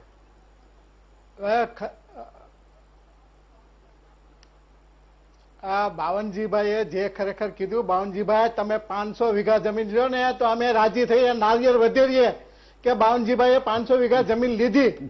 પણ આ ખેડૂતોની જે જમીન છે એ ઇન્ડસ્ટ્રીયલિસ્ટ કે કોઈ કરોડપતિ કે અબજોપતિ ખેડૂતો પાસેથી એ પચાવી પાડે અને ખેડૂતોને રોડ ઉપર લાવે ને એનું અમને દુઃખ છે. આજે ખેડૂતો ખરેખર જે એની કેપેસિટી છે એ કેપેસિટી પ્રમાણે એની જમીન એને ખરેખર ખેડવા આપો તો એ વાંધો ન હોઈ શકે. પણ આજે ખરેખર આજે જમીન લીધી અને કાલે પાછા જે ભાવ વધે એટલે તમે જે પ્રમાણે કહો છો એ ભાવ વધે એટલે ફરી પાછા ત્રીજાને એ આપી દે.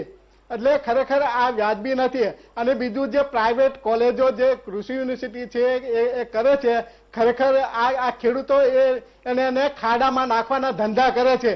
આજે ખરેખર રિસર્ચનું સંશોધનનું પ્રોટોકોલ હોય છે કે એ પ્રોટોકોલ પ્રમાણે સંશોધન થાય અને એ પ્રોટોકોલ પ્રમાણે અભ્યાસ કરાવે અને એ અભ્યાસ મુજબ જે કંઈ એનો પ્રેક્ટિકલ કર્યો હોય. કારણ કે 60% એ વિદ્યાર્થી છે એ પોતે થિયરી ભણે અને 40% પોતે પ્રેક્ટિકલ કરી અને પછી ખેડૂતો પાસે ખરેખર જે છે એનું જ્ઞાન એ આપે છે, એને સલાહ આપે છે. આજે ખરેખર ખેડૂતોને આજે શું કરે, કારણ કે એક બાજુ કૃષિ યુનિવર્સિટી આણંદ કૃષિ યુનિવર્સિટી જે પ્રોટોકોલ પ્રમાણે જે કંઈ સંશોધન કરે છે એ ખેડૂતોને એ પહોંચાડે અને પછી પ્રાઇવેટ યુનિવર્સિટીની જેને કોઈ ધંધડો નથી અને એ સંશોધન કોઈ પણ એની પાસે આવડત નથી. હવે એ એમ કે 5 દવા તમે ભેગી કરીને છાંટો.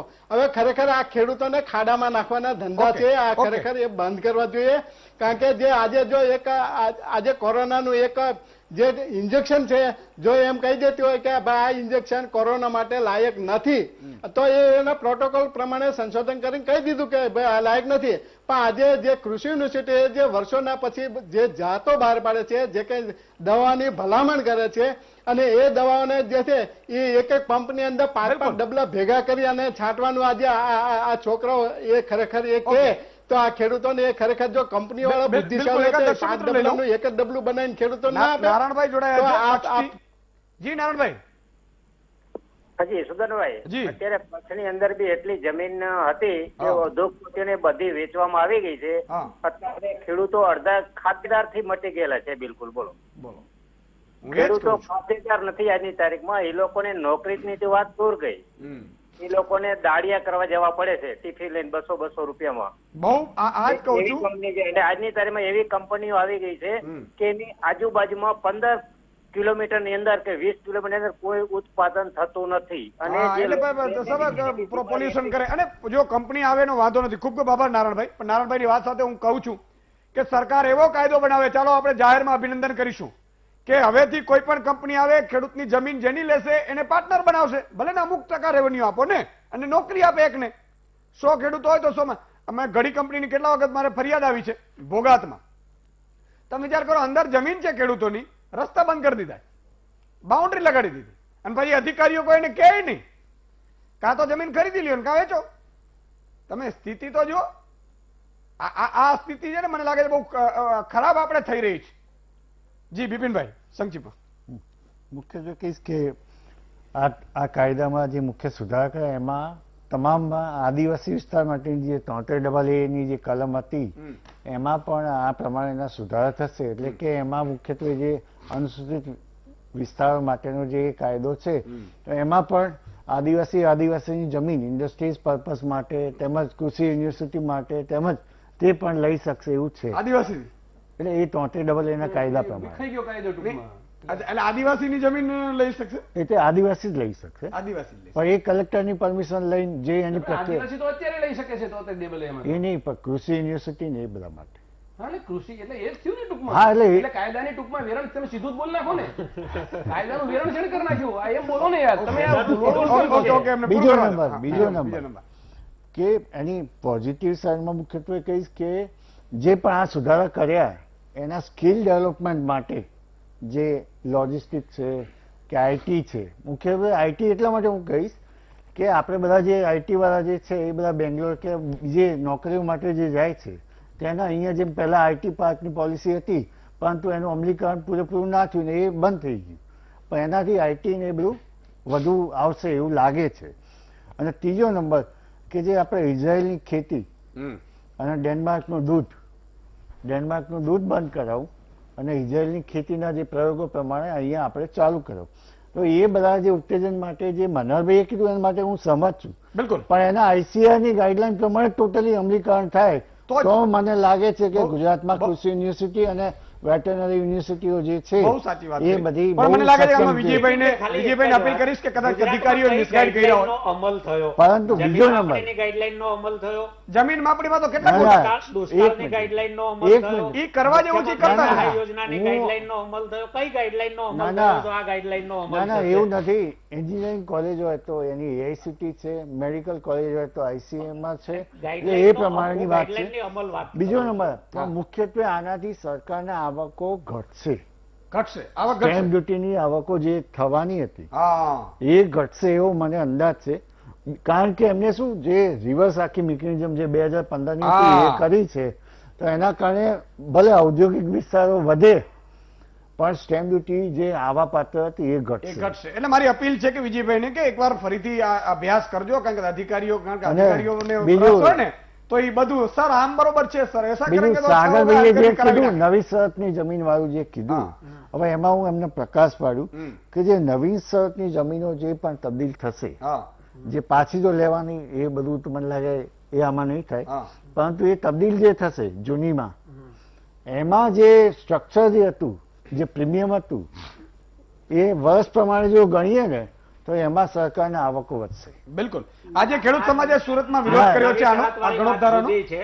એક દર્શક મિત્ર લીધું. પાસેથી જે જમીન લેવાની ને હેતુફેર કરીને વેચવાની જે ઉદ્યોગોને આપીને એની વાત છે. હું એની જ વાત કરું છું. ખેડૂતની તો એ જે- નવી શરતની ના, જમીન ના, શરત ભંગ થાય ખેડૂત- એટલે કલેક્ટર શ્રી સરકાર દાખલ થઈ ના, જાય. ના, કરી હું- દીધી છે. હા એવી તો આ- હજારો આર્મી એકર હેક્ટર ના ના જમીન હું શ્રી આ સરકાર જે થયેલી પણ- ગેજેટમાં જે એમને અરે કીધું ભાઈ છે, મારી પાસે આ રહ્યું મોબાઈલમાં ગેજેટ, મારી પાસે એ બધું એ છે, હું ડેટા વગર ગેજેટમાં એમને બોલતો જે નથી. ઇન્ડિકેશન આપ્યું છે, એટલે જે ડિફેન્ડેબલ નથી ને એનો ડિફેન્સ કરવો બિપિનભાઈ બહુ અઘરો હોય છે. ના, ના, ના, હું જ્યારે આપણે પોતે bonafide convince ન purpose હોઈએ માટે ત્યારે જે આપણે બીજાનો industries જે બચાવ છે. કરીએ ને એનો કોઈ અર્થ ના નથી. ના બોનોફાઇડ પર્પસ માટે જેને Bonafide- પ્રમાણપત્ર લીધેલા છે, બોનાફાઇડ એટલે શુદ્ધ ઈરાદાથી જેમાં- કરેલું.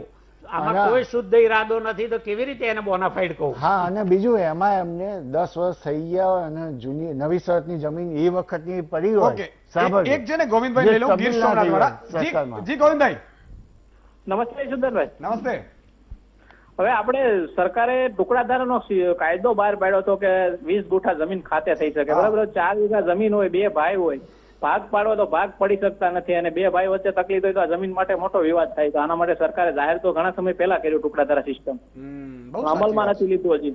ખૂબ ખૂબ આ તમારો મુદ્દો છે. ખૂબ ખૂબ આભાર. હજી હું કહું છું સરકારને કે જિલ્લા દીઠ એક જમીન અધિકારી ખાસ એક નિમણૂક કરો. ભલે થોડો ખર્ચો પડે અમારા ઉપર, કાંઈ વાંધો નહીં, ઊભી કરો જગ્યા, પણ એ માત્ર ને માત્ર જમીનના માસ્ટર હોય અને જમીનના નિરાકરણ બેઠા બેઠા લાવે.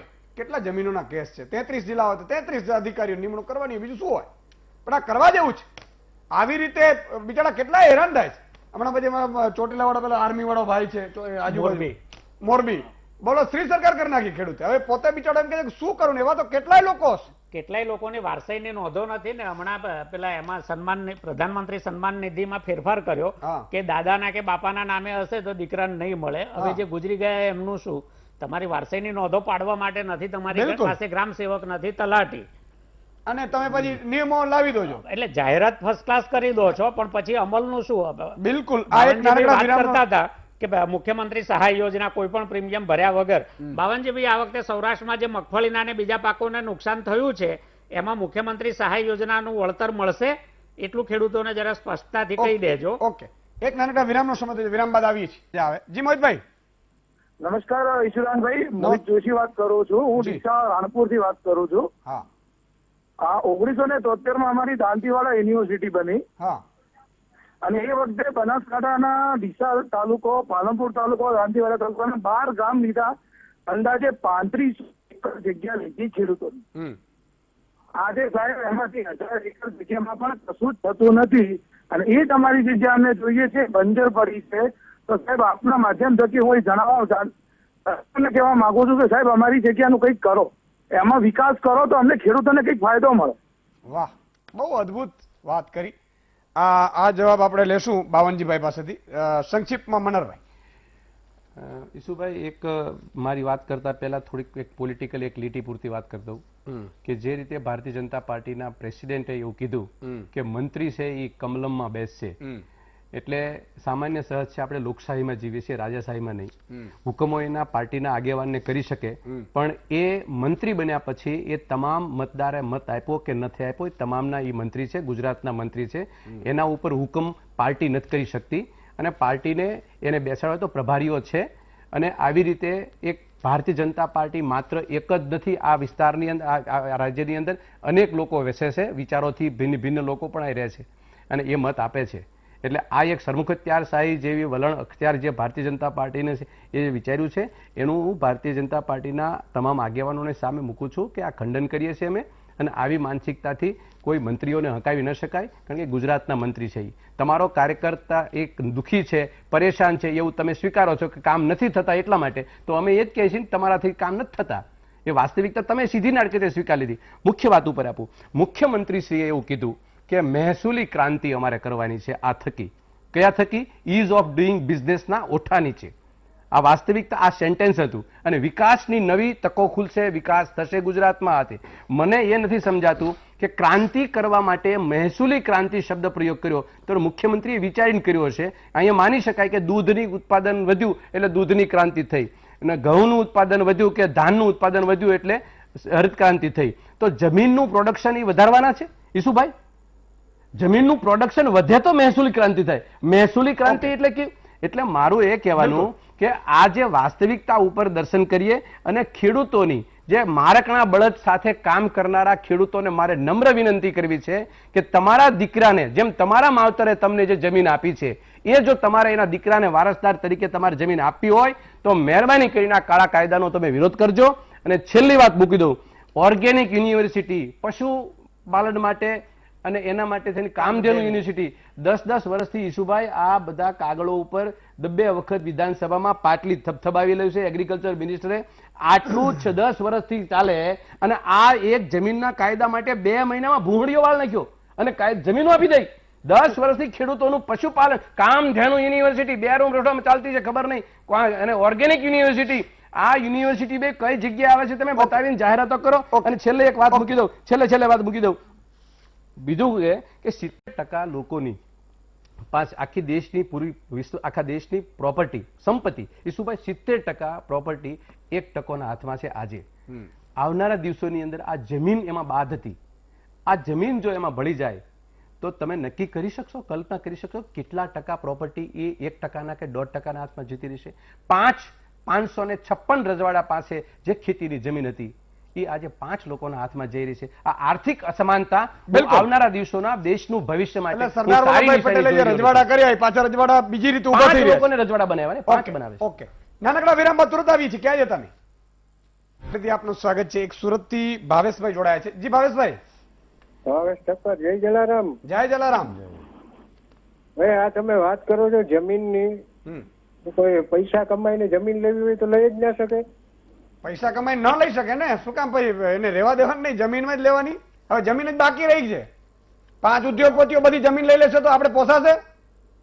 નહીં પોસાય નહીં સર, પણ તમે વિચાર કરો આપણે જે ગુલામ થયા 30 કરોડ પ્રજા હતા હતી, 5000 અંગ્રેજ હતા. જયારે ગુલામ નેતા કે ગમે તે એ ટાઈમમાં હતા ને એટલે જ આપણે ત્યાં હતા, કોઈ પ્રજા ગુલામ નથી થઈ. તો તમે શું માનો છો, વેચી દેવી જોઈએ જમીન? વેચી નથી, મારે લેવી હોય તો શું કરવું? મારે 100 વીઘા છે, હજી મારે 10 વીઘા 20 વીઘા 50 વીઘા લેવી હોય તો શું કરવું? ભાવેશભાઈ તમે 10 વીઘા નહીં, તમે 1000 વીઘા લો, એનો કોઈને વાંધો ના હોય. જો સ્વેચ્છાથી વેચે અને સ્વેચ્છાથી ખરીદે ને એમાં ક્યારેય કાયદો વચ્ચે આવ્યો નથી. ખાલી સીલિંગ એક્ટ આવ્યો છે અને એ પણ ખેડૂતો માટે છે, ઉદ્યોગપતિઓ માટે નથી. અહીંયા જે ચર્ચા થઈ રહી છે એ ઉદ્યોગપતિઓ માટે સરકાર જે એજન્ટની ભૂમિકા ભજવી રહી છે ને કાયદાઓમાં ફેરફાર કરી રહી છે એની થઈ રહી છે. ખેડૂત છે, તમે ખરીદો, તમને કોણ ના પાડે છે? નહીં, મારે તો ઉદ્યોગ જ છે, મેં તો ખાલી ઇન્વેસ્ટ. તમારે હું એ જ કહું છું, તમે ખેડૂત નથી ને? ખેડૂત છો, ખાતેદાર છો. હા ખાતેદાર છો. હા તો તમે લઈ શકો, સમજો, પણ એની મર્યાદા હોય. તમે એનાથી 30 કે એવું કઈક સમથિંગ મર્યાદા છે, એનાથી એકરથી વધારે તમે ખરીદી ના લેશો તો સરકાર. પણ ઉદ્યોગપતિ આખા પટ્ટાથી પટ્ટા લઈ લે અને ઈ બિન ખેડૂત ઉદ્યોગપતિઓ લઈ લેશે. બિન ખેડૂત તો ક્યાં અત્યારે ખેડૂત થાય જ છે. ચર્ચામાં હવે કોઈ રસ નથી, એ અર્થ વગરની ચર્ચા છે એમની. પણ આ મુદ્દો છે ભાવેશભાઈ, ખૂબ ખૂબ આભાર. બાવનજીભાઈ, તમારી પાસે સમજવા માંગુ છું, મનહરભાઈ નો આક્ષેપ છે કે ફરીથી 5 રજવાડાઓ બનાવવાનું તમે પ્લાન કર્યું છે ભાજપે, એવું આમનો આક્ષેપ છે.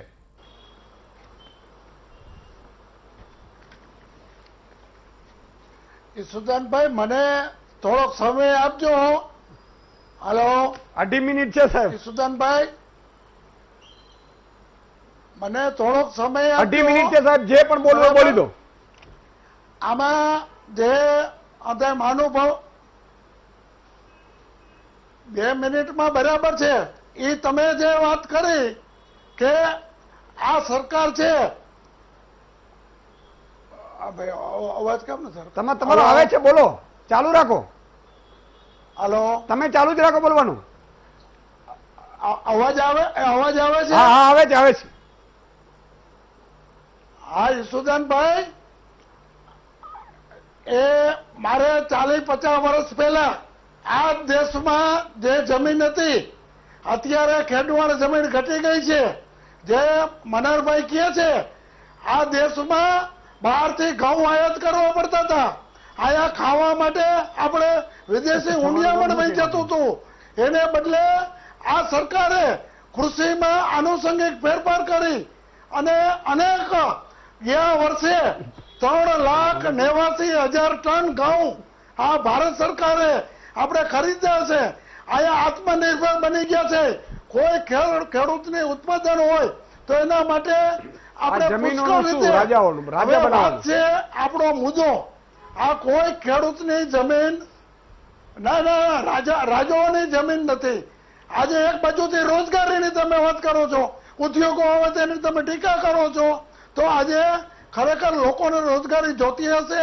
જે ખેડૂતને જમીન વેચવી હોય અને લેનારને સરળ કરવા માટે માત્ર ને માત્ર આ કાયદામાં સરળીકરણ કર્યું છે. કોઈને દઈ દેવાની માટે, કોઈની જમીન લઈ લેવા માટે નથી. એમને એવું કેમ ના કરી શકે? ખેડૂત ભાગીદાર કેમ ના બની શકે? હવે પછી તમે ઉદ્યોગપતિ સાથે ભાગીદાર કરાવી દો ને. પણ તો સાગરભાઈ, તમે ખેડૂત માટેની ચિંતા કરો છો, તમને ધન્યવાદ. મારે તમને એ કેવું છે કે ગયા વખતે પણ જે વરસાદમાં આપણે 3,795 કરોડ રૂપિયા આપ્યા હતા. આ વખતે જે પોલિસી બનાવી છે, અછત હોય, અતિવૃષ્ટિ હોય કે માવઠું હોય, એમાં પણ જે કઈ નુકસાની થશે તો 100% આ રાજ્ય સરકાર આપવા માટે બંધાયેલી છે. મારે તમને વિશેષ એ કહેવું છે કે 70% ગુજરાતનો કે ભારતનો ખેડૂત વર્ગ મતદાર મંડળ છે. આ ગુજરાતમાં 6ઠી વખત આ સરકારને ભારતીય જનતા પક્ષમાં વિશ્વાસ મૂકી આ લોકો જે કાયમી માટે ખેડૂત હોય, યુવાન હોય, ઉદ્યોગપતિ હોય, આપે છે, એ બાબતે તો માનવું પડે. વિદ્યાર્થી હોય, એમાં કોઈ સવાલ જ નથી. કામ કરે છે. સરકાર તમારી બને છે, એ હકીકત એમને આપ્યું છે. વાત છે મનહરભાઈએ કીધું કે સરકારના મંત્રી કેમ બેસે? સરકારના મંત્રી લોક દરબાર કરે છે, સરકારના મંત્રી અહીંયા ઓફિસમાં બેસે છે અને એક કાર્યકર્તા છે અમારા. તો આજે એ કમલમમાં આવી અને લોકોને સાંભળે તો એમાં મારી દ્રષ્ટિએ કોઈ ખોટું નથી. બાકી લોક દરબાર થાય છે અને અનેક એવા કામો છે કે આ સરકારે કાયમી માટે સંવેદનશીલ મંત્રી વિજયભાઈએ અનેક કામો એવા આરોગ્ય હોય, કૃષિને લગતા હોય, ઉદ્યોગપતિ હોય, વિદ્યાર્થીને લગતા હોય અને આવનારા સમયમાં પણ આપના માધ્યમથી હું કહું છું કે આ સરકાર